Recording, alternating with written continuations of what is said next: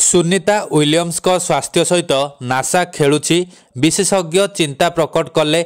आसंतु जानिबा एहार services खबर विषय 2024 जून ठारू महाकाश स्टेशन रे नासार महाकाशचारी सुनीता विलियम्स एवं बोरी वेलमर पुणी थरे पृथ्वी को फेरिबार असुविधार सम्मुखीन होउचंदी। से 8 दिन पर पृथ्वी को फेरिबाकू जाउथुले किंतु तांको महाकाश यान रे यांत्रिक त्रुटि पर प्रत्यावर्तन को स्थगित रखा जायतिला। से 2025 फेब्रुआरी रे आसीबार थिला किंतु पुणी थरे विलंब हेउची 2025 मार्च पर्यंत सेमानकर प्रत्यावर्तन को स्थगित रखा जायछि।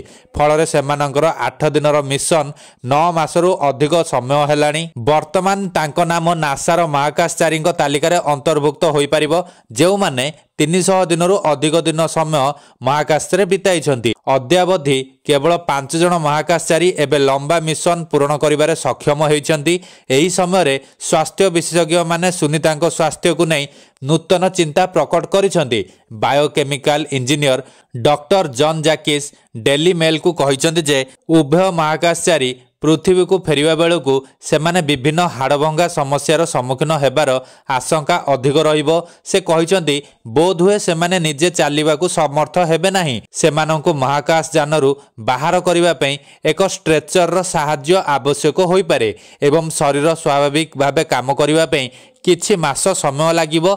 महाकाशचारी पई महाकाश रे दीर्घ दिन पर एहा घटिबा स्वाभाविक। तेबे सुनीता विलियम्स को पई डाक्टर माने विशेष चिंता प्रकट करछंदी। सेमाने कहिछंदी सुनीतांको ठारे पूर्वरु ओजन ह्रास एवं दुर्बलतार लक्षण देखा जाइछि।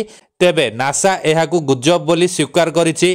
कैलिफोर्नियार साइकोलॉजिस्ट कार्ल लिवरमैन डेली मेल सह कथबार्ता करी कहिछंदी सुनीता एवं वेलमोरकर मानसिक स्वास्थ्य प्रति विपद रहिछि। से कहिछंदी महाकाशचारी माननकू चापर मुकाबिला करने शिक्षा दि जाए किंतु एही 300 दिन समय मध्य सेमानंकर आशा ठारू अधिक थिला। लिवरमैन कहिछंदी महाकाशचारी माने एक निर्दिष्ट प्रत्यावर्तन तारीख पई निजको प्रस्तुत करंती किंतु प्रत्येक थर विलंब हेले ताहा सेमानंक मानसिक स्थिति को प्रभावित करिथाए। एही समय मध्य नासा द्वारा रिलीज होइतिबा स्पेस स्टेशन रु सुनीता विलियम्स कर एक नूतन वीडियो सामना को आसीछि।